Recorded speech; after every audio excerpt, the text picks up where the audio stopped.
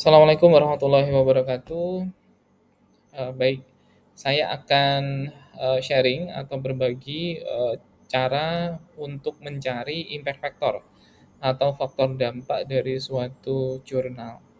Ya, ada beberapa pertanyaan dari mahasiswa, gimana sih Pak cara mencari nilai impact factor dari suatu jurnal? Begitu.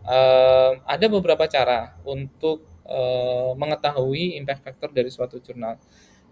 Bisa dengan melihat database atau basis data yang disediakan untuk melihat impact factor jurnal, misalkan database-nya dari Web of Science misalkan, atau Clarified Analytics, atau juga Scopus. Namun beberapa database ini bisa dikatakan memerlukan akses ya. Jadi tidak semua bisa diakses, dalam arti kita harus punya akses terlebih dahulu kepada database itu, baru kemudian kita bisa melihat informasi terkait jurnal dan seterusnya. Nah, alternatif lain untuk bisa melihat jurnal impact factor yaitu dengan cara langsung melihat di laman jurnal tersebut. Itu bisa, ya. Caranya gimana? Saya ingin memberikan demonstrasi.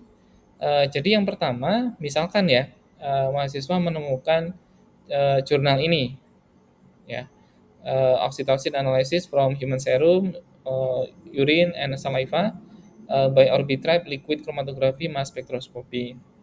Nah, dari kalau kita melihat di laman artikelnya saja, ini artikel, ya, maka di sini biasanya memang tidak ada informasi terkait dengan impact factor, ya.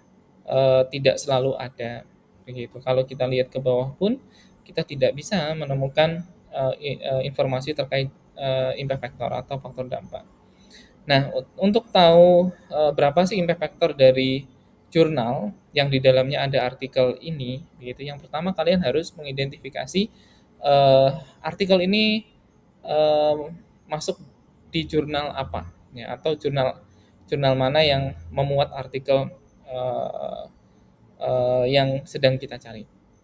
Nah, kebetulan di dalam laman ini sudah bisa langsung terlihat ya, dan biasanya sebagian besar artikel memang bisa langsung dilihat. Yaitu kalau di sini artikel research artikel yang tadi sudah kita bahas itu masuk dalam jurnal namanya Drug Testing and Analysis. Ini kebetulan milik Wiley ya, dari publisher Wiley atau penerbit Wiley ya. Nah, tipsnya adalah kalian bisa mengklik ya secara langsung ke laman jurnal. Contohnya adalah jurnal Drug Testing and Analysis. Ini tinggal diklik saja. Nah, kemudian kalian akan berpindah ke halaman muka dari jurnal. Jurnal itu ibarat rumah ya, ibarat rumah di mana artikel ilmiah, apapun itu bentuk artikelnya, merupakan orang-orang yang tinggal di rumah. Jadi bedakan antara istilah jurnal dengan artikel ilmiah. Seringkali orang terbalik-balik ya. Nah, di sini untuk jurnal Drug Testing and Analysis, di halaman muka memang tidak secara langsung bisa terlihat berapa nilai impact factor-nya. Namun yang bisa kalian lakukan adalah kalian mencari eh, informasi atau tab gitu ya yang berkaitan dengan impact factor. Kalau di sini, kalau di jurnal Wiley itu biasanya selalu muncul apa namanya, ada satu tab yaitu jurnal matrix. Ya, jurnal matrix ini kalian tinggal klik saja di jurnal matrix, di bawahnya informasi terkait nama jurnal.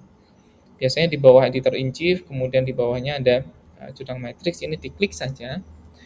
Nah, maka kalian akan berpindah ke laman tentang matrix atau parameter ukur ya dari jurnal Drug Testing and Analysis. Nah, dalam hal ini kalian scroll ke bawah, kalian bisa melihat citation impact-nya berapa. Yang informasi pertama kalau di jurnal ini yang disediakan adalah site score Scopus, journal citation indicator ya dari Clarified, dan juga yang terakhir adalah informasi yang sedang kita cari yaitu jurnal impact factor di sini ya. Nah, di laman ini bisa terlihat bahwa jurnal impact factor dari Drug Testing and Analysis adalah 2,6 gitu. Dan ini terbilang bagus ya sebagai sebuah jurnal. Nah, Pak, ini kan di publisher Wiley atau kebetulan miliknya Wiley.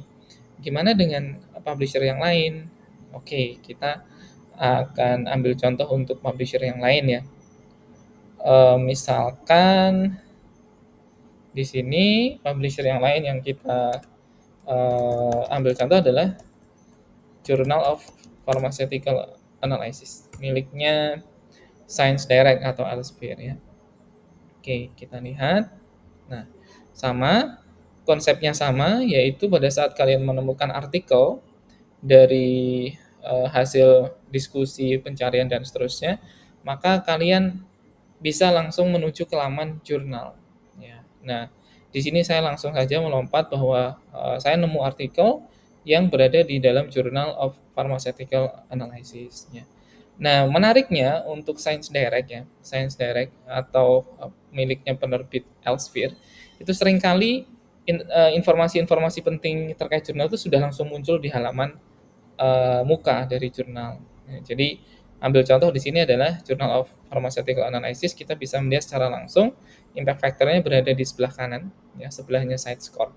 Jadi di sini memiliki side score 16,2 dan impact factor-nya 6,1. Jadi bisa langsung terlihat di depan, gitu. Ini kalau untuk jurnal-jurnal milik Science Direct ya. Nah, bagaimana dengan jurnal yang lain, Pak? Misalkan saya ketemu jurnal ACS misalkan ya, atau American Chemical Society. Oke, kita akan mencoba untuk jurnal di ACS ya. Kita akan mencoba untuk jurnal ACS Medicinal Chemistry misalkan. Oke.